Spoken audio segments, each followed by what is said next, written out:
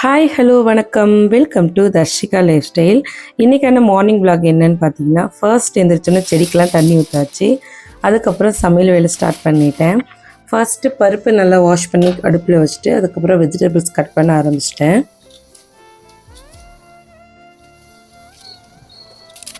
இன்றைக்கான சமையல் பார்த்திங்கன்னா ரொம்ப சிம்பிள் தான். கத்திரிக்காய் சாம்பார் வச்சுட்டு ரசம் வச்சு சாப்பாடு வச்சுட்டேன், அவ்வளோதான். ஏன்னா டைம் ரொம்ப கம்மியாக இருந்தது, பாப்பாவுக்கு வேறு ஸ்கூலுக்கு டைம் ஆயிரும் அப்படின்னு சொல்லிட்டு கொஞ்சம் வேகமாகவே சமைச்சிட்டு இருந்தேன். கத்திரிக்காய் சாம்பார் பார்த்திங்கன்னா பருப்பு கொஞ்சமாக போட்டு நல்லா தண்ணியாக வச்சுருந்தேன், ரொம்ப சூப்பராக வந்திருந்தது. சாப்பாடு ரெடி, சாம்பார் அண்ட் ரசம் எல்லாமே ரெடி ஆயிடுச்சு.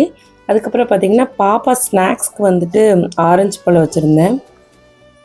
கூடவே ஒரே ஒரு லட்டு, ராகி லட்டு வச்சுருந்தேன். பாப்பாவுக்கு ஸ்கூல்லேயே சாப்பாடு மத்தியானம் கொடுத்துருவாங்க. ஸ்நாக்ஸ் மட்டும் வீட்டிலேருந்து ஏதாவது கொடுத்துட்டா போதும்.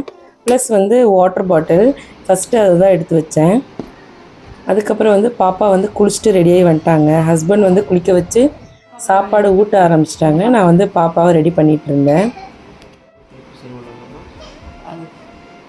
காலையில் பாப்பாவை ரெடி பண்ணுறதுக்கு நானும் என்னோடய ஹஸ்பண்ட் 2 பேர் வேணும்.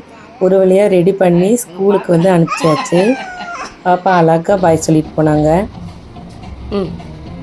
பாப்பாவை அனுப்பின உடனே மாமியாருக்கு சாப்பாடு கொடுத்தாச்சு. அதுக்கப்புறம் என்னோடய ஹஸ்பண்டுக்கு சாப்பாடு கொடுத்தாச்சு. சூப்பராக சாப்பிட்டுட்டு அப்புறம் ஹஸ்பண்டுக்கு வேலைக்கு சாப்பாடெல்லாம் எல்லாம் கட்டி வச்சுட்டேன்.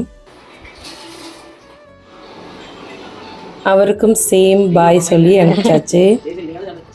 அடுத்தது எங்களோட குட்டி வாண்டு 2 பேரும் காலையில் எந்திரிச்சு மறுபடியும் குட்டி தூக்கம் போட்டுட்ருக்காங்க.